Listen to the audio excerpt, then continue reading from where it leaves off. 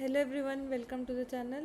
So here we are discussing the question convert 1D array into 2D array. तो यहाँ पे question है कि हमें 1D array को 2D array में कन्वर्ट करना है. You are given a 0 index 1 dimensional integer array original and 2 integers m and n. You are tasked with create a 2D array with m rows and n columns using all elements from original.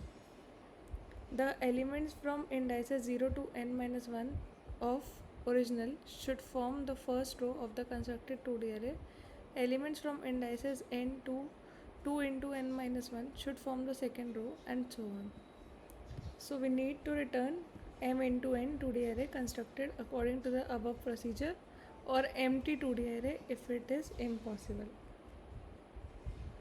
तो ये क्या कहना चाह रहा है कि हमारे पास एक ओरिजिनल एरे गिवन है, उससे हमें एक मैट्रिक्स क्रिएट करना है जो कि 2D एरे कहलाता है. तो इस एरे से ये मैट्रिक्स क्रिएट हो रहा है. अब मैट्रिक्स की क्रिएट होने की कंडीशंस क्या हैं? m और n हमें गिवन है. तो m हमारी है रोज़, n है कॉलम्स.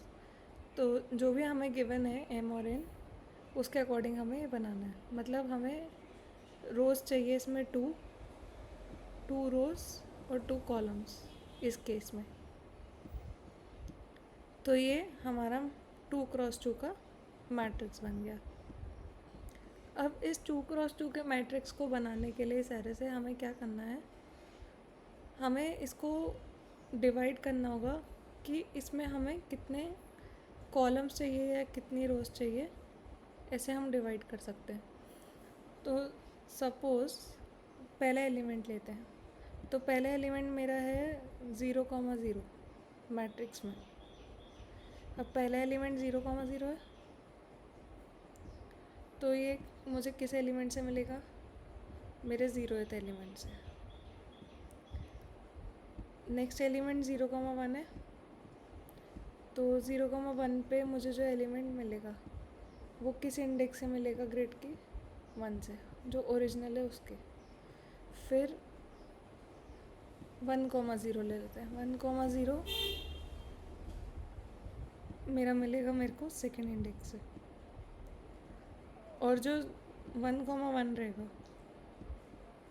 वो मिलेगा मेरे को थर्ड इंडेक्स से. ये इंडेक्सेस वो हैं जो यहाँ पे इस पर्टिकुलर ओरिजिनल एरे की है. तो हमने ले लिया 0, 1, 2, 3. अब यहाँ पे ये 0 है, ये 1 है, ये 0 है और ये 1 है. तो ये हमारी मैट्रिक्स है. 0,0 एलिमेंट ये है. ऐसे हमने मैट्रिक्स बना दी. ठीक है. तो अब जब हम ये चीज़ देख रहे हैं तो एक चीज़ नोटिस कर पा रहे हैं कि जो हमारा फॉर्मूला बन रहा है वो ये बन रहा है कि अगर मुझे अपना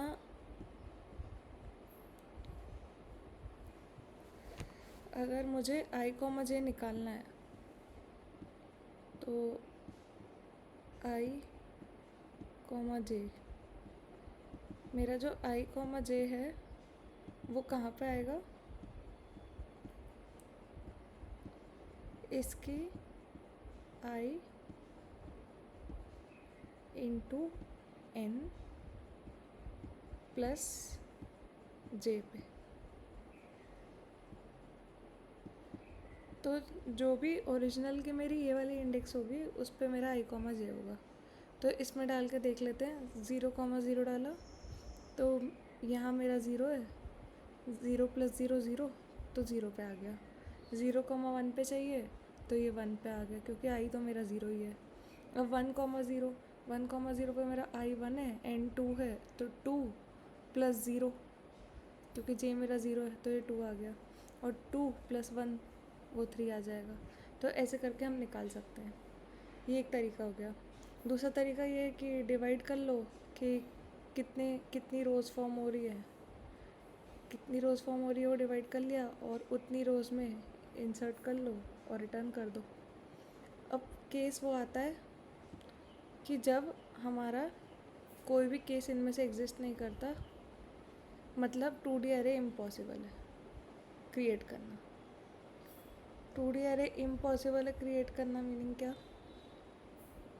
उसमें सिर्फ एक ही कंडीशन है कि 2D अरे इम्पॉसिबल हो, वो ये है कि जब हमारा जो भी ओरिजिनल का साइज़ है, जैसे मैं ओरिजिनल का साइज़ मान लेती हूँ ओ, तो अगर मेरा ओ है वो m इंटू एन के इक्वल ही नहीं है, अगर वो m क्रॉस n के इक्वल ही नहीं है, मतलब उतने एलिमेंट्स उसमें प्रेजेंट ही नहीं है, तो हम इसमें सीधे सीधे क्या रिटर्न कर देंगे?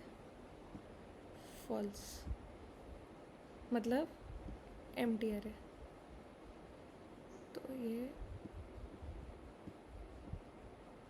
नॉट इक्वल टू है तो फॉल्स रिटर्न कर देंगे। बस ये सारी कंडीशंस हैं और ये आंसर आ जाएगा। तो बहुत इजी प्रॉब्लम है, फटाफट सॉल्यूशन देख लेते हैं। तो सबसे पहली कंडीशन तो यही है कि ओरिजिनल की जो साइज़ है m इंटू एन के इक्वल नहीं है, हमने रिटर्न कर दिया।